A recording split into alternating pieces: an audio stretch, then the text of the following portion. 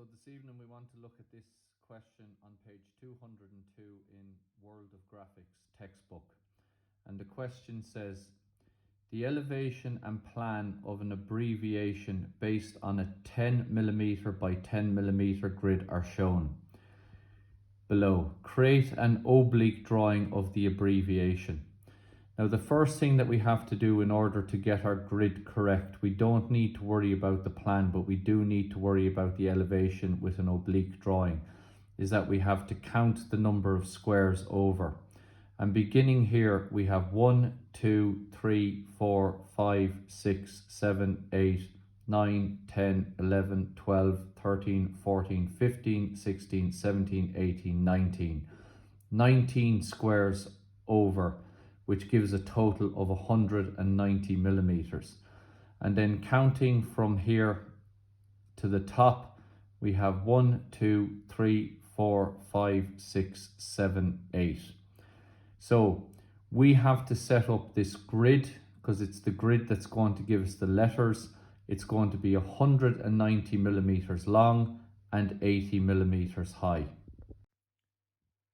So to set that up on your drawing, after you have your margin placed around your sheet, from the bottom corner of the margin, measure across 100 millimeters and come up 90 millimeters to this point.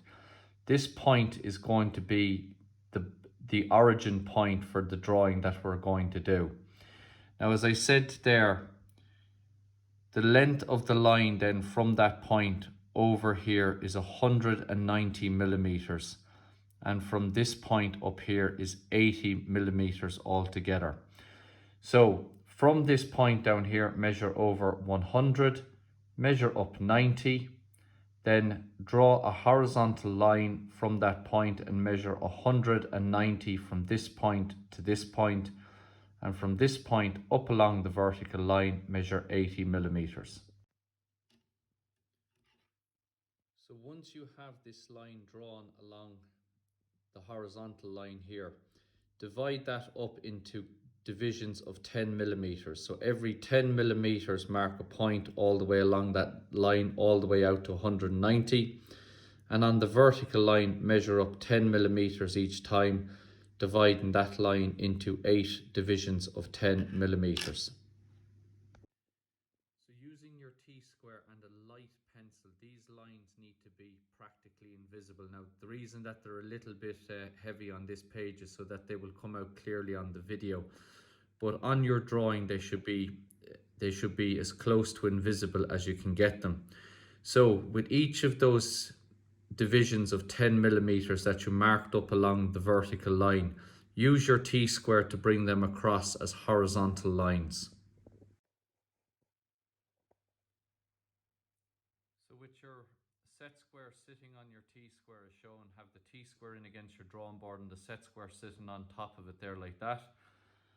Then each of these divisions along the bottom extend up a vertical line so that you divide up the box into a grid system.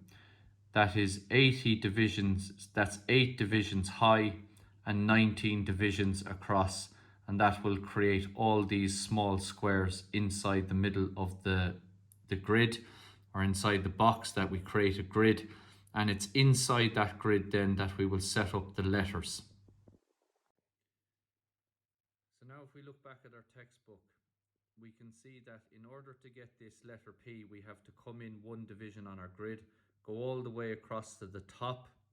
Then we have to come across 4, down 1, down 2, back across one box diagonally, across 3, all the way down and join it back here. And then we have to come up 1, up 2 and across 3 to produce that rectangle in the middle. So what we do there is we use the grid to set up the letter. So again, it's all the way up to the top, across 4 boxes, diagonally across 1, down 2, diagonally across 1, 3, all the way down, and then this rectangle inside this region here.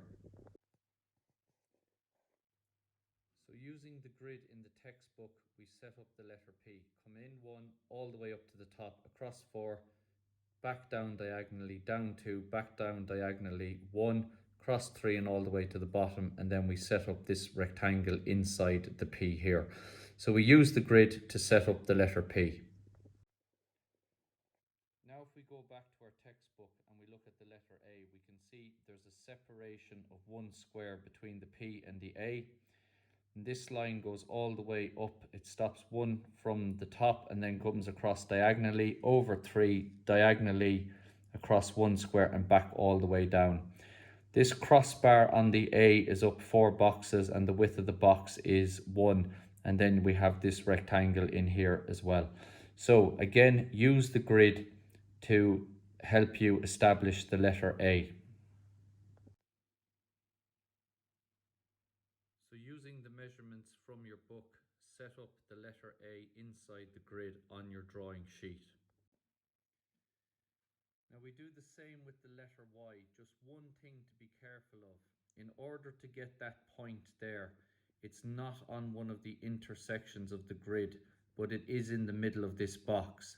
So in order to get that point, you're going to have to measure over 5 millimeters in this third box down to get that point there when it comes to drawing the letter Y. So just be careful with that. We have to measure over 1, 2, 3, and it will be the 4th box from the letter Y. And then if you follow up there, it's going to be 5 millimeters. So just be careful with that. The rest of it should be simple. Draw the letter Y in the grid. So that completes the letters inside in the grid. So after that, now we want to turn that into a 3-dimensional oblique drawing. To turn the drawing into an oblique drawing, using your 45-degree set square, from every corner on each of the letters, bring back a line at 45 degrees from each corner. So using your 45-degree set square on your T-square there like that, we need to bring lines at 45 degrees from each of the corners. So you can see all of those lines there are going back at an angle of 45 degrees from each corner on each individual letter. So once you've measured back along these lines at an angle of 45 degrees, what you need to do then is from the corner measure back 10 millimeters. So you need to measure back 10 millimeters on each of these lines. So from this corner back 10, from that corner back 10, from that corner back 10, that corner back 10 millimeters, this one back 10, and this one also back 10. Now once you've measured 10 millimeters along the lines at 45 degrees, you can then heavy in the line to that point, and then we bring up a vertical line. From this point here, we bring up a vertical line and a horizontal line. And then from that line, we go across horizontal, down a 45 vertical, and that completes the letter P. So as you did with the letter P, along each of these lines at 45 degrees on the letter A, from this corner, measure back 10 millimeters, and do the same from the corner with all of these lines, marking a series of dots that are 10 millimeters away from each of the corners. So once we have these distances marked, then we want to bring a line up here from the bottom of the A. When you go out there 10 millimeters, you want to bring up a vertical line and bring across a horizontal line, and then a horizontal line, a line of 45 degrees, and a line all the way back down there, and that completes the letter A. Then in relation to the Y, again, it's the very same thing. From each of the corners, measure back 10 millimeters to get each of those dots that are going to be 10 millimeters away from the corners at the front.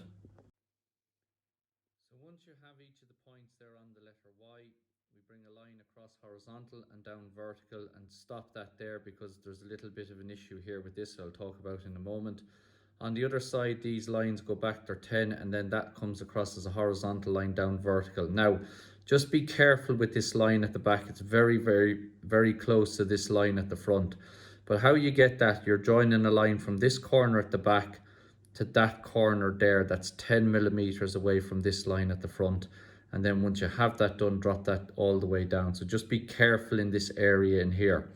Now in relation to this final line that we have to draw, this line at the back is parallel to this line at the front, so we want to get that sorted out. So if you bring in your set squares and you have your set squares sitting on each other there like that, and if I line in my set square, line it up exactly with that line. And then once it's lined up with the line there at the front, if we slide the set square over to pick up that corner, and then we can draw the line at the back.